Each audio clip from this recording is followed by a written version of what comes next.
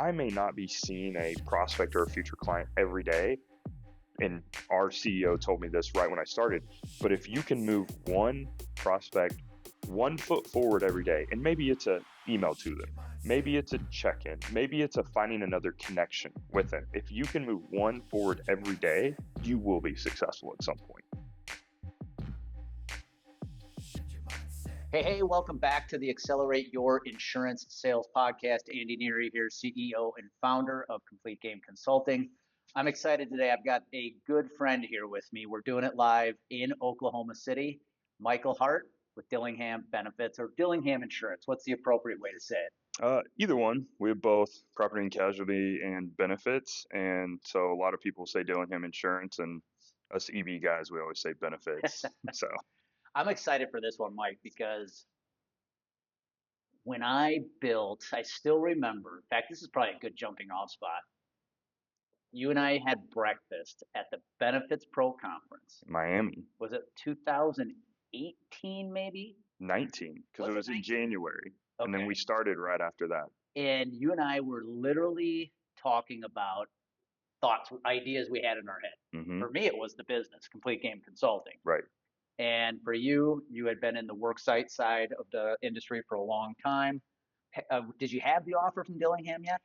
No, I had just taken over the brokerage department at my old firm, which was an insurance carrier. And I don't know if you knew this, but I kind of sought you out, Eric Silverman. I was like, I'd met you before through the connections you guys had.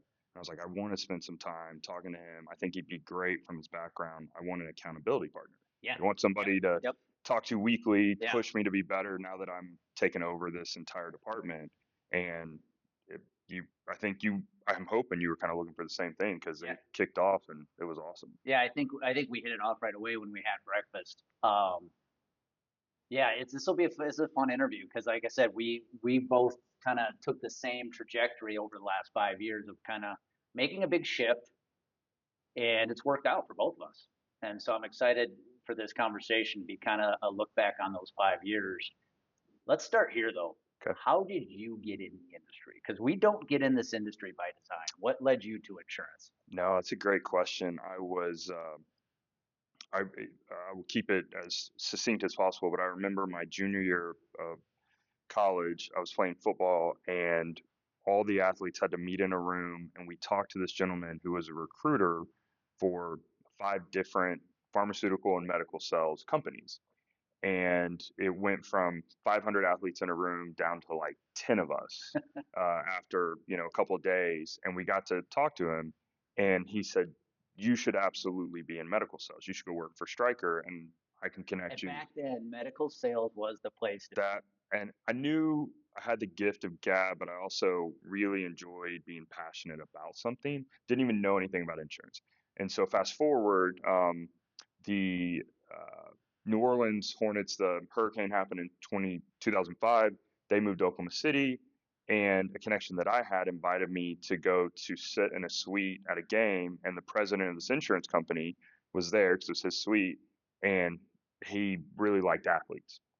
He goes, what are you going to do when you graduate? I said, I'm going to do medical sales. Like, that's what I should do. And he goes, have you ever thought about insurance? And I looked at him, and I'm still embarrassed to this day, and I go, I would never want to sell that. Car insurance? He goes, well, it's not car insurance, but he goes, give me a call when you get closer to graduating. I'd love to have a further conversation. So I got closer to graduating, realized I didn't want to move. I got an offer from Stryker, had to move to Ohio, was going to be basically running errands for the actual guys for like 2 years until I got my own territory.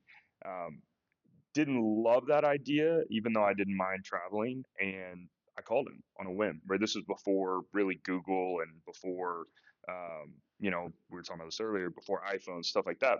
And so I just called him, got his number, called him, and said, hey, I'd love to interview, thinking that was like an easy process, not knowing that company didn't hire people out of college. So I went through 6 or 7 interviews over the course of like a 6-month span, but I was still in college, had time to do it.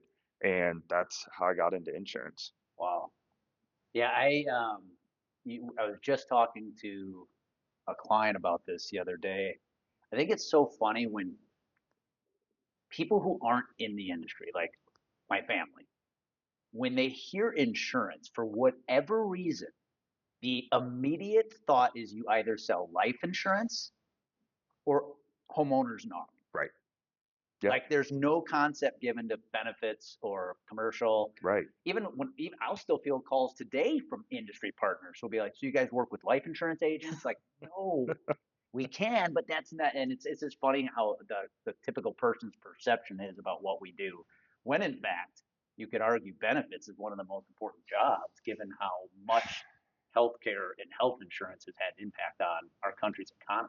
Yeah. I saw a stat, I think it was yesterday, that it's up to close to 12% of the GDP, right? Which is one of those, it's not a great stat, I would say. And that's something that I'm sure we'll talk about this later. But when I got into this side of the house versus the Worksite, something I really wanted to see what we could do. And actually, one of the reasons why I came to Dillingham is because I felt like they had the tools, the right mindset for people that wanted to truly affect change where we could.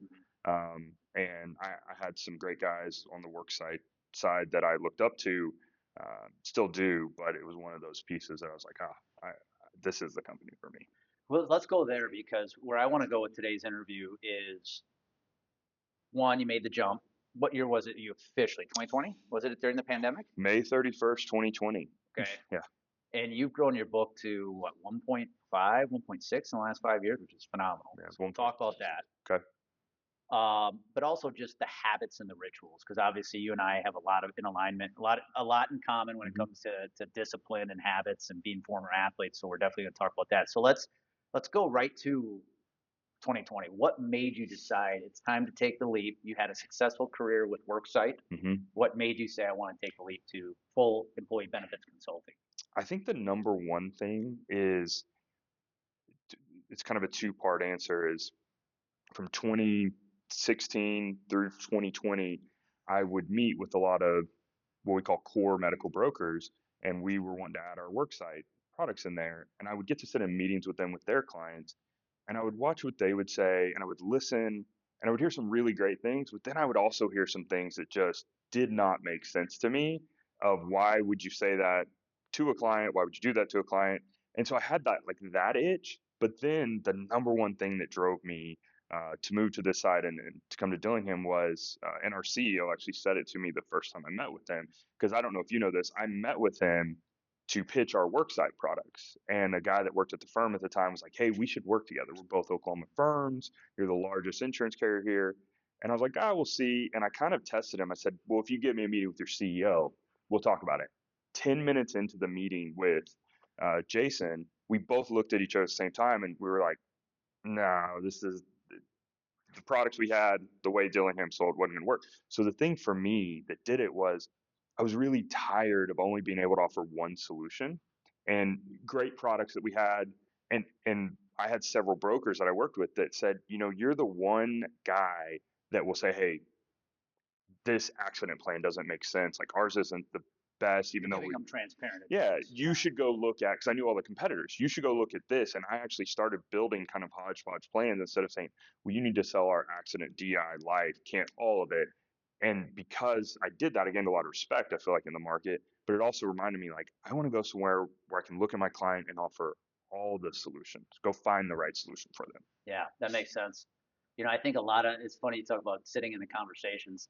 We've worked with a lot of guys that, a lot of men and women who've made the jump from Worksite to employee benefit consulting. And that one of the common themes is, quite frankly, I would be sitting in meetings with brokers and I'd leave the meeting going, if they can do it, I can do it. Right. No disrespect to everybody No. on the employee benefit side, but it makes you realize that, one, there's a huge opportunity. I started my career as a captive with Federated Insurance. Same thing. You get one shot. And if you're not competitive or it's not the right time, you're out. Right. Whereas being an independent consultant, you got a lot of options. You can come with you can truly be a consultant. So you've grown your book, man. You've had a lot of success in the 5 years that you've been at Dillingham. But early on, were there any okay, this is different moments? Yeah. Weirdly enough, remember I started May 31st. So the first 6 months, I mean, by the way, it's COVID. It's COVID. We had our my wife had our second child March 18th. And then I decided to leave a 15-year career with one company and go to this company. And I'm pretty sure some people at Dillingham were going, "Are you okay in the head? Is everything all right?" But I just knew it was the right time. I talked to my wife, prayed a lot about it, made the most sense, and was fortunate that at that time Oklahoma wasn't on full lockdown because I'm better face to face. I know that than through email or over the phone. I may get a lead that way, but I want to meet you in person. I want you to see me because if I'm going to do life with you, I want to have that interaction. And was able to get some really good first meetings. And so I actually started out with my first 6 months was like 150,000 in revenue. I I'm like, remember talking to you at that time. yeah, Like, dude, this is ah, gonna be great. this is, and I wouldn't say that I got a big head, but I let my ego get a little bit Yeah. ahead of me. And then the first 6 months of 2021 was a reality check for me because we had some really big time potential clients, some prospects. I was like, oh, well, let's go meet with them, and I wasn't patient enough, and I should have stopped the process. All three of these, I will never forget these three to the day, and I hope they become a client. I call them future clients. Hope they become a client one day. But I did a horrible disservice because they let me in the meeting and they let me talk, and all I did was talk instead of ask them a lot of questions. Because if I would have asked them questions at the first, I would have realized they were not in the right headspace for us to work together. Not that they were doing anything wrong, not that their broker was taking care of them inappropriately, just they were not in that space that made sense for us to have those conversations. So I was not patient. And so I had a reality check in June of 2021, and I sat at my office and I go, like, what am I doing? Like this, I got to figure it out. And I talked to my sales director, and she was really good. She's, we kind of have different thought processes, and she's good about saying, like, I'm in these meetings with you, and you're not asking questions. Like, you're just telling them. Like, you haven't been doing I've this been long enough. guilty of that too. Yeah, right. And we get excited, and we think we have a solution, and we haven't really vetted it out. And I would always say the larger the potential client, the more complex it can be. So you need to really spend time vetting out. It may take 4 extra meetings instead of, oh, well, they let me in now. Let me sell them, right? And that's what I've learned over 5 years is I did that previously at my old firm, like when I worked, because my job was to work with brokers, is I would sit there and ask them a lot of questions. And so it's the same process we have at Dillingham. I needed to look, if that reset hadn't happened and I didn't take the time to reset, I think I would not have the book I have today. But I think that happens to everybody. There's a quote, or I don't want to say a quote, but one of my favorite books, Alchemist. Mm-hmm. They talk about beginner's luck. Yeah. When you're trying something new for the first time, often it feels like you have beginner's luck. You come out hot, things are going, and it can get to your head. And all of a sudden, before you know it, like you mentioned, you're in these meetings, and with that momentum and maybe a little of that ego, Mm-hmm. you're talking more than you're listening. Yes. You're talking at them versus having a conversation with them. Right. And I have to believe for you, thinking about worksite benefits, there are probably times you're often brought in because the need already exists. Correct. Whereas when you're an employee benefit consultant, even commercial, we're trying to sell something they already have and replace somebody they probably like. Right. The sales cycle can be a lot. Oof. I've got one that's been going on for 4.5 years, and they're not ready. Phenomenal person. I meet with them 3, 4 times a year, and and we built a really good relationship. And I have known that it's not the right time. And they've said, "Hey, we're just not there yet. But when we do, you're our first call." And that means a lot. Now, Yeah. whether they're just saying it, but I feel like we built up that trust. But that's what I had to learn. The one thing, well, I'm sure you have another question, but the one thing that helped me turn it around was I went from talking at people to listening, but also I started with every future client at that point, trying to get to know them more and then finding things that they needed help with that maybe had nothing to do with insurance. Yep. Like, hey, you told me you're wanting to hire so and so at this particular branch. I actually have a person I know that lives in this town that may know somebody and would just connect them. So connections and collaboration became like my sword that I stood on was I was going to be the best at those two things. Connecting is, I think, a big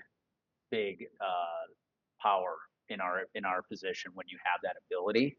Made me think of You know who Lee Lewis is? Yeah. So when I first met Lee, he was selling for Ameriben. Then he got the gig in Gallagher in Dallas, and that's Okay. when he took off. Yeah. But I remember him telling me like he was chasing Fortune 500 business, and what he would do is he would literally call or email like the CHRO of McDonald's Oh, wow. and say, "What other human resource professional in the Fortune 100 do you want to meet?" And they say, "Oh, I'd really love to talk to so and so at Wendy's, whatever." He go, "Well, I actually know them." He would call the CHRO at Wendy's and say, "Hey, CHRO at McDonald's wants to meet you," and he would just connect them. That's awesome. And he didn't know any of them, either of them at the beginning. But that's how he made a lot of his inroads. Is he would literally just reach out to these human resource professionals and say, "Hey, who do you want to meet? I'll go make it happen." There's that power in connecting. I agree, and we brought on organically. Dillingham's all about organic growth. We do very little acquisitions, if any, and so that means we hire producers. We want them to grow their book. We don't hire a lot of producers, hardly any from other firms. It's not that we're against it. It's just they get entrenched and why would they want to move? And so a lot of the newer producers are always like, how much cold calling are you doing? How much prospecting are you doing? And I've realized that my form of cold calling is I will go out and figure out 6 degrees of separation. If I've got a future client that I want to meet, then I'm going to back into, okay, who's the CHR, who's the CFO, and who are they connected with? And do I know that person, or is it easier for me to get connected with that person? Because at the end of the day, we're not selling a product, we're selling trust that on the worst day of that person's life or their employee's life, they've got to call us and go, can you help us out? Yep. That person had a brain aneurysm and they're getting denied coverage. Can you help? Right? What can we do to mediate our third largest spend at our company? Like they don't want to think about insurance. And so we need to build trust. Yep. And somebody told me this a few years ago, and I've held to it, is trust is truth over time. So if you consistently deliver truth to them, over time they're going to trust you, whether that's a small snippet of, hey, I saw this, thought about you. The thing is the less that you are salesy, the better you will be at it, in my opinion. Well, and I think the point you're making is sometimes the door you're trying to get into is at the top of a staircase with 12 steps. Yeah. And you have to start at step number 1 to be able to get up to that. And you have to take it one step at a time, ultimately landing you in that door you've been trying to get into. And that might take 6 months. It might take 6 years. Yeah. And my question to most advisors is, are you willing to hold your breath that long to make it happen? I absolutely agree. And if I had it to do over again, if I had to start from scratch and Dillingham hired me again, the only thing different that I think I would do is I would spend the first 12 months just building up trust, getting to know people, building up trust. And if I didn't sell anything during that first 12 months, I would be okay with it. Now it's easier said than done because we have mouths to feed, families to feed, but you learn a lot if you just sit back and do that. Go to meetings with people. Can I come to a meeting with you? Can I watch how you do it? I actually like doing that more now than when I started. I like learning from the new producers. Maybe they're saying something that I should be saying. Maybe they're uncovering a need that I haven't been good at uncovering. So let me figure out how they do it. That's why I actually have a lot of my groups that I collaborate with other producers on, because they're going to bring something. If I realize when I talk to a future client, you know what? I know not everybody loves Michael Hart, but they're really going to love Kristen on my team. Let's work it together.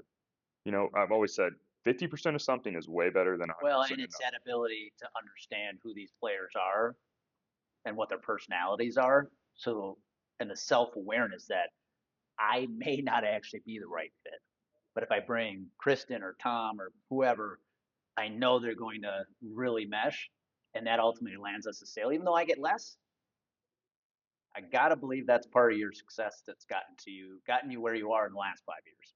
It's 100%. I always say connections, collaboration, and consistency. Those are. Well, you gave me a little epiphany because we're doing a workshop here today, right? Mhm. And one of the things we often get pegged for is our social media, Mhm. and that true trust equals truth over time. That makes me realize that's one of the core tenets we're teaching with a platform like LinkedIn. Mhm. Is if you just show up consistently delivering the truth, to your prospects, over time you're building trust and you've never met them before. Right. That's absolutely a great point. That's one of the things that I'm excited for 2026 actually, because I was pretty active on LinkedIn. I think you know this because we talked about this a lot. In 2025, I kind of stepped back and I did a lot of watching on LinkedIn, Yeah. and I There's found a lot of myself, crap on it right now. yeah, and I found myself getting like really irritated, Yeah. and I shouldn't. And Yeah. I had a great conversation with It's my easy wife, to get irritated with it, right? right? But I thought about this the other day of, okay, I'm going to really start delivering some truths because I have good truths to deliver. Absolutely. Dude, And every time you make a post, you kill it. I, I appreciate that. And that's the thing is I've always said like I want to deliver truth. So if I don't have something to say, then I don't want to say it, Yep. because it's out there forever, Yep. right? And that's one of those things. Actually, you and Eric Silverman have always helped me with that. That like you guys post a lot, but you're always posting something. You're not just making something up to Yeah. sound great, right? It's like I have this to deliver Yeah. to you. Like listen to what I'm saying. Well, let's talk about that. So 1.5, 1.6 over the Mhm. last 5 years. What would you say are some of the habits, rituals that you have leaned on over the last 5 years that has allowed you to create that consistent success? I just talked about them, so but I'll kind of dive in a little And deeper. and personal and professional Yeah, habits. yeah, no. One of the things that I've done, I did it before I came to Dillingham, is whether it's at the end of the previous year or the first of the next year, I set three goals. There's more to it, but one is a family goal. So, like, what is my family going to do this year? A lot of those are like trips. Like, where do we want to go? Where do we want to go? A lot of that's derived from where my wife wants to go and with our kids. But I've got them up on my board. And then I set a professional goal, and I typically have two or three bullet points below it. And then I set a personal goal. And the personal goal is always something that's challenging for me. Like maybe it's a backcountry mule deer hunt, or it's, hey, I want to consistently work out 5 days a week because I worked out 4 days a week last year, right? Like I want to do that. Or it's, I'm going to coach my son's flag football team, which I said I would never do. Those are the things, and I don't always hit them, but I do that to start with. And then the thing that's really helped me, and I talked about earlier, is collaboration, not just collaboration with other producers. We have a really good property and casualty side. I mean, we are a 99-year-old company now. Started in 1927, and we obviously started on the commercial lines, property and casualty. Benefits was not a thing back then. Our benefits division didn't start till 2001. Now, we have some phenomenal people on that side, and it happened before I started, but I spend a lot of time collaborating with them because if they trust me, then when they have a client that needs help on this side, they're going to call me. I collaborate with them. I collaborate with my account managers. We have a thing at our firm where we don't just land an account and walk away. We have to be a part of it. It's part of our compensation. We have to be in every meeting. But they do the yeoman's work on the daily stuff. So if I'm not collaborating with them, I don't know what's going on with the account. I can't get ahead of something and call the CEO and say, hey, I think it's very we, hard to sell we and pass in the benefits world. oh, it is. And I watch it still happening with some firms. And it's one of those things where I, I think with us doing it this way, it really helps. And so I spend a lot of time collaborating and then other people like outside, just a lot of collaboration, connections tie into that, but then consistency of, okay, I may not be seeing a prospect or a future client every day. And our CEO told me this right when I started, but if you can move one prospect 1 foot forward every day, and maybe it's a email to them, maybe it's a check-in, maybe it's a finding another connection with them. If you can move one forward every day, you will be successful at some point. I heard a gentleman I was a little bit of a mentor of mine when I started the business. He gave me my first shot with Complete Game Consulting, and I heard him on a podcast about a year ago. And he said, I've been doing this for 40 years. And he goes, still to this day, first thing I do in the morning is I go look at my pipeline. For 30 minutes, I look, who do I need to move one step forward? Who do I need to get back in touch with? Who do I need? And I started adopting that. So every day, Tuesday, Wednesday, Thursday, primarily, 6:30 in the morning, I'll go look at my pipeline. That's And I think great. that consistency of who is that, even if it's that one person, that one prospect, I can move one step forward, is why guys like you are winning at the rate you're winning. The number one reason most producers do not hit their sales goals is they just cannot be consistent. I would absolutely agree, and I think it starts whatever your routine is. I think And it's what you do off the field that impacts on the field. that's absolutely correct, and it's I sit on a few different nonprofit boards, and those boards are very strict on like no soliciting, right? So I've always been just give, right? You're volunteering your time anyways, right? Nonprofit boards are not for-profit boards, so you don't get paid. It'd be lovely to be on some more for-profit boards, but those are ones where you're giving your time. I Several of them that I'm on just happen to have CEOs and CFOs, and so that's something that hit me as okay. This is not about Michael Hart, Dillingham. This is giving back to whatever the cause is. But it's been fortunate to where I think that truth over time and showing them, then they trust like, hey, you didn't solicit me, but I want you to come talk about this because I hear how passionate you are about this, and I know what you do. Will you also come talk to me? And so it's been one of those things that has just kind of organically happened. Yep. And it has to do with consistency, showing up, being at the meetings, right? Because there's nonprofit boards people are on and they don't show up. Yep. They're on it in name. Well, they said they like to be able to say they're on. Yes, they're not active, and I'm not meant to be on every board, but I'm very active if I'm going to be on a board. There's a few that I've stepped off of because I couldn't give it the time and effort. Yep. And I think that is a place where it's consistent with what you do, whether it's working out in the morning, where it's going on a walk or going on a jog, because you have to reset yourself, right? We have families outside of work. We spend a lot of time with people we work with, but we need to be able to give them our best. And so I can tell you, if I don't go work out, I'm not always the best version of myself. Yep. Now, sometimes I have somebody that comes into town and works out with me. We're going to makes talk me about that at the end. fall He asleep. beat my ass this morning. I did not. I did not. My arms are stiff. That was fun though. I actually, those are the type of podcast, like these types of podcasts are the ones I kind of want to do moving forward, where we get to work out, do some stuff outside, Yeah. come do the podcast. But going back to what you said, that consistency, I'd be curious because you played college football, right, at Southwest Oklahoma State. Correct. Linebacker? Yeah, I actually was recruited as a receiver, so I was 175, but yes, I got to 205 very quickly, so I played linebacker. How does that impact you playing that, college football at a high level? How does that impact what you're doing in business today? I mean, it's 98% of if I have any success, I attribute 98% of it to that because it taught me it's different than high school. Not that if you're a high school athlete, that's a bad thing, but when you become a college athlete, it's a job. Oh yeah. It's a grind. And it's funny, I thought about this the other day. We have a lot of college athletes on our team because they have self-discipline, they have determination, they like a challenge, they're competitors. What's funny, and I think if you played an individual college sport, this isn't a bad thing, but I look around and they were on team sports because then it's not all about you, it's how do I move the team forward?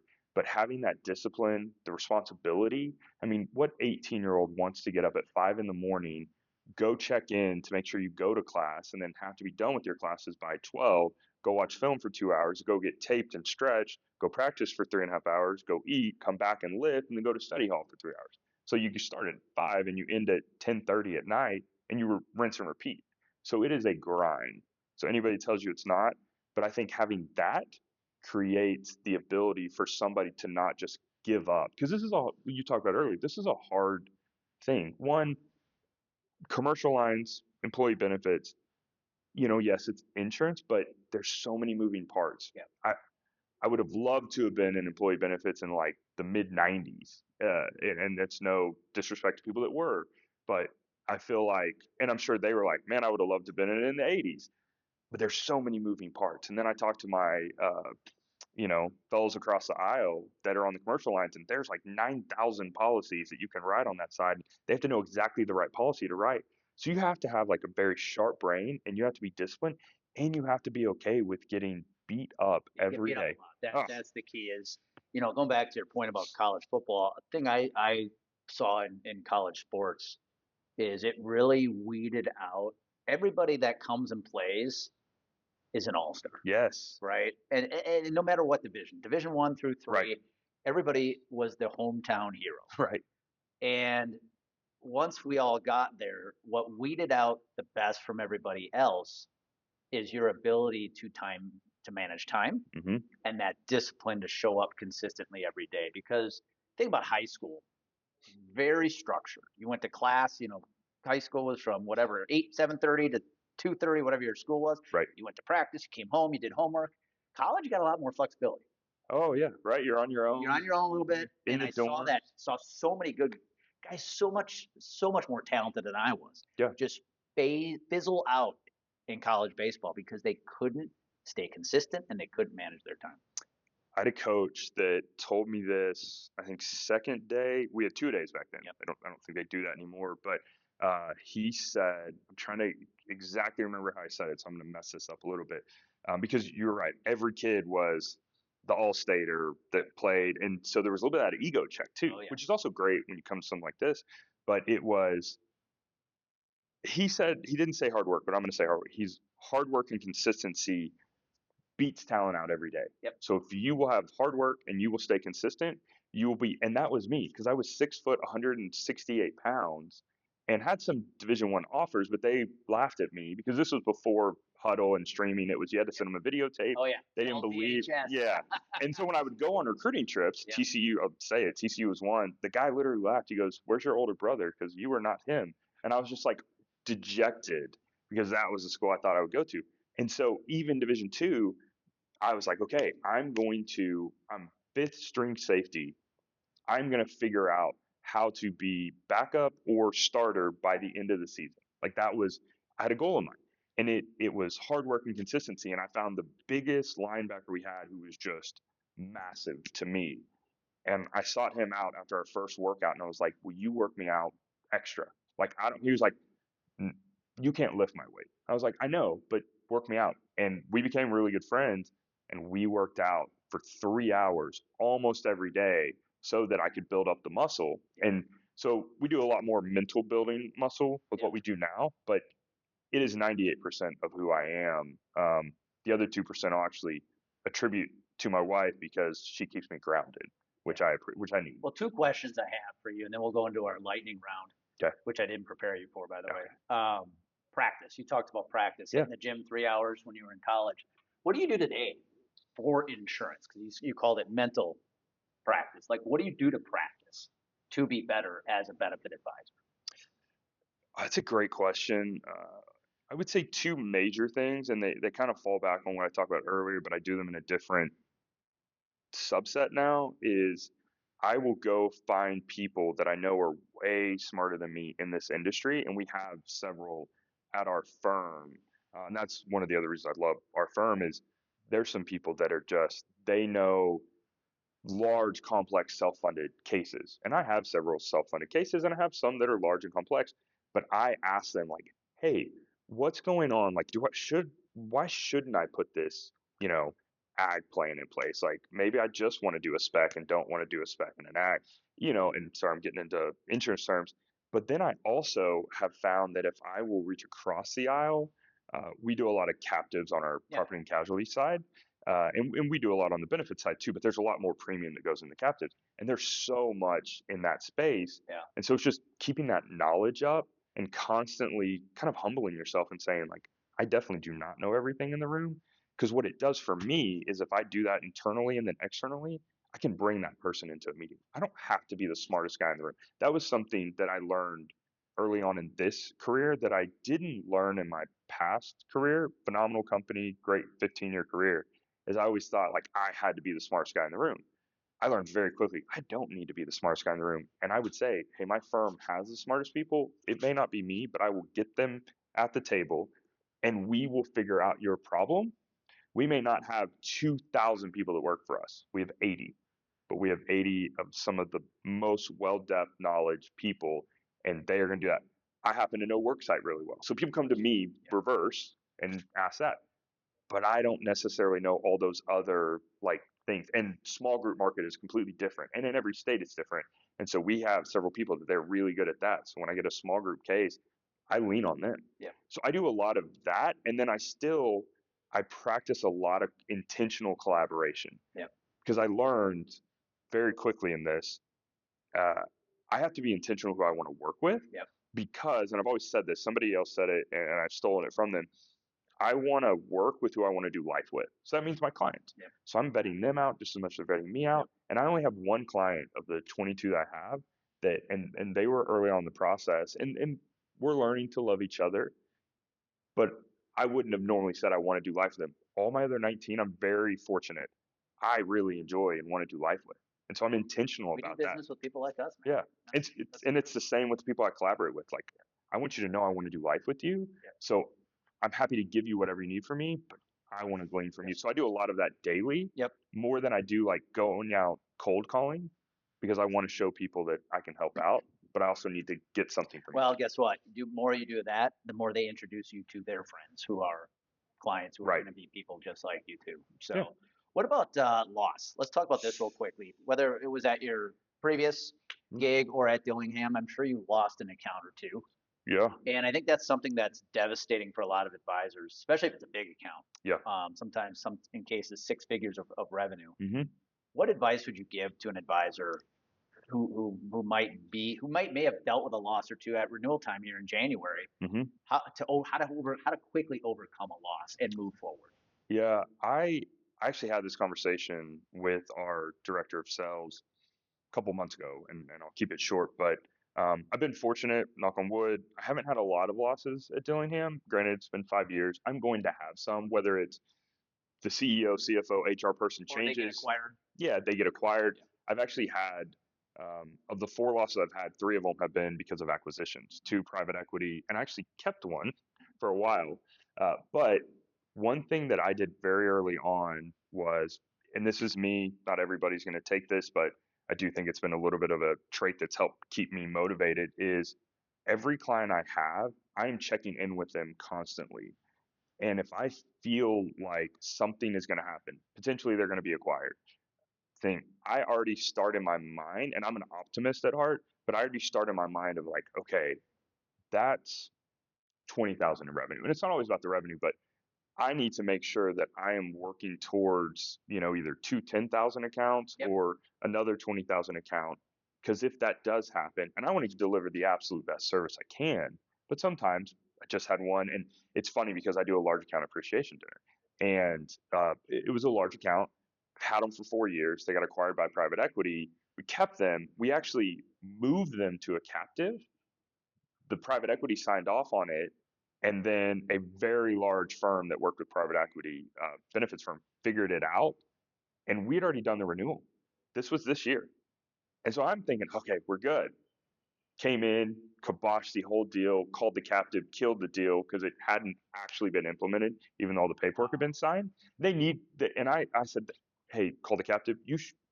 Tell the large firm this is where they need to go. I'm fine losing it, but this is what's best for the client. The client, I still talk to him now, and I actually invited him to our large account appreciation dinner. She was like, she wasn't crying, but she was very like, we're not a client anymore. I said, you're still a client to me. Yeah. Like you still matter. I want Yep. you to know that. Yep. And so I move on from losses very quickly, but the first thing I do, Andy, and I think this will help me move on, is I actually get the entire team together that was a part of that group, and I say, okay, what could we have done differently? But the first thing I do, and I learned this from watching somebody not do it this way, is what can we do differently? And then I stop them and I go, here's what I'm going to tell you that I know I should have done differently. Because even if it's an acquisition, there's still some things, right? Like in my mind, I should have flown out and met with the private equity group. I shouldn't have just taken somebody's word. That's what I could have done, Yeah. right?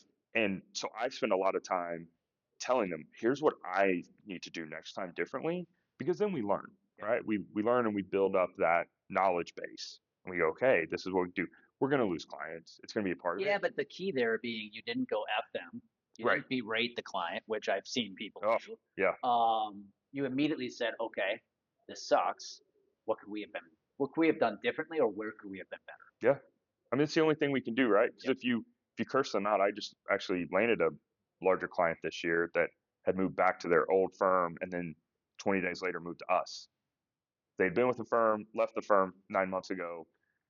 Long story, but they moved to us. We'd been talking to them and they wanted to go self-funded, and that firm did berate them, and they are now blackballed from that client. I mean, the client has told us like we will never work with them. And hey, listen, I get it. It's personal, right? It is an emotional but growing thing. a book of business as if you owe me something. I know. Not a good way to grow a consistent book of business. I mean, it's no different than the Thunder. We're in Oklahoma, right? And Thunder just won a championship. I gleaned a lot from watching them, and our CEO and I have season tickets to the game, so it's like really fun to watch them play.